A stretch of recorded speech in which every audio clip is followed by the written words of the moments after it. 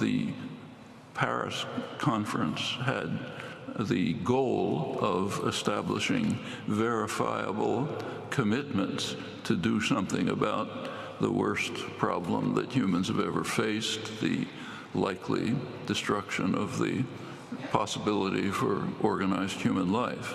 They couldn't do that. They could only reach a non-verifiable commitment, promises, but not fixed by treaty and a real commitment.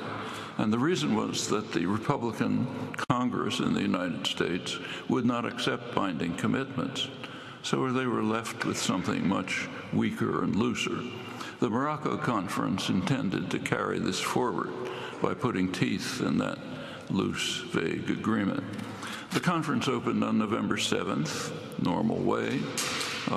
November 8th, the World Meteorological Organization presented an assessment of the current state of what's called the Anthropocene, the new geological epoch that is marked by radical human modification, destruction of the environment that sustains life.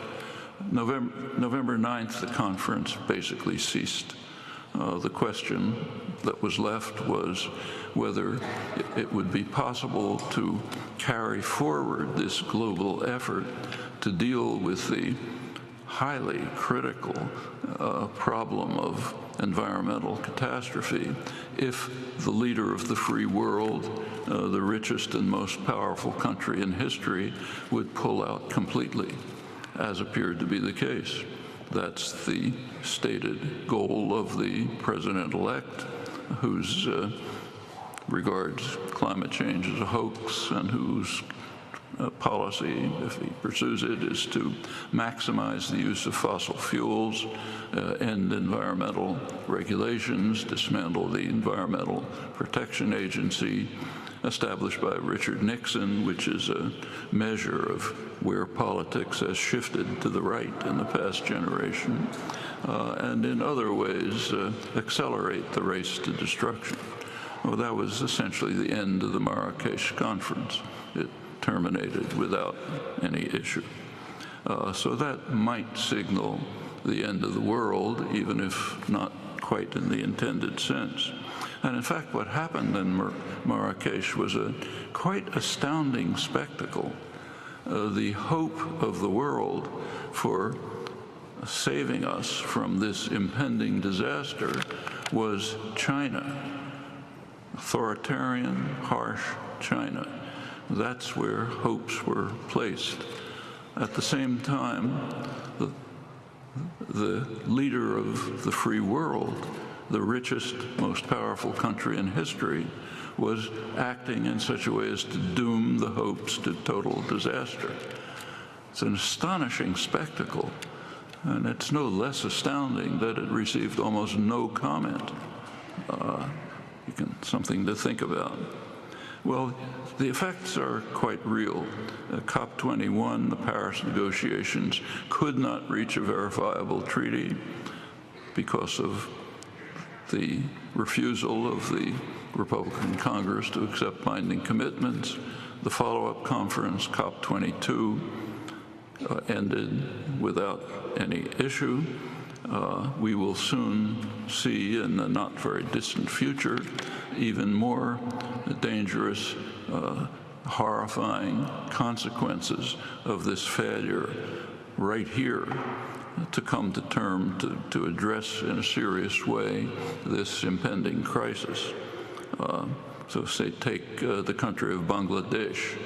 Within a few years, tens of millions of people will be fleeing from the low-lying coastal plains simply because of the rise of sea level with the melting of the huge Antarctic glaciers much more quickly than was anticipated, and the severe weather associated with global warming.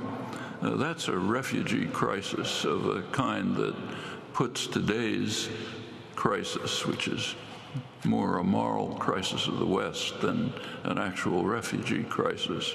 It will put this current crisis into, it'll seem like a footnote to a tragedy. And it's the leading climate scientist in Bangladesh has reacted by saying that these migrants should have the right to move to the countries from which all these greenhouse gases are coming.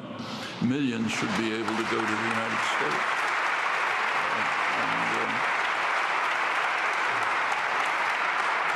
The United States and indeed the other rich countries that have grown wealthy, as we all have, while bringing this new geological epoch, bringing about this new geological epoch, which may well be the final one for the species. And the catastrophic consequences can only increase.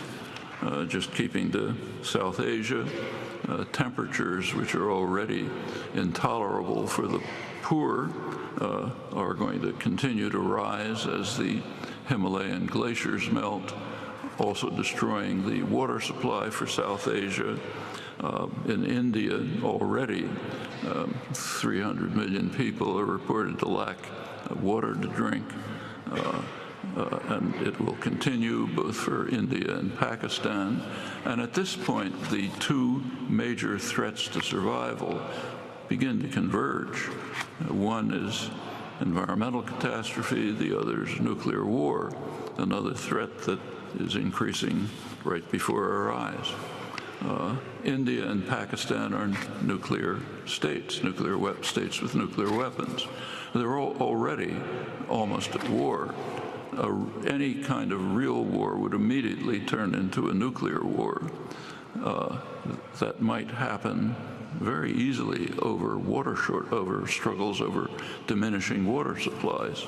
A nuclear war would not only devastate the region, but might actually be terminal for the species, if indeed it leads to nuclear winter and global famine, as many scientists predict.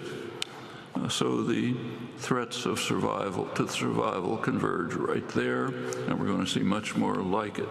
Meanwhile, the United States is leading the way to disaster, while the world looks to China for leadership. It's an incredible, astounding picture, and indeed only one piece of a much larger picture. MIT Professor Emeritus Noam Chomsky, world-renowned political dissident and linguist, speaking Monday night at Riverside Church as part of the celebration marking 20 years of Democracy Now! After a short break, we'll hear the conclusion of Chomsky's speech.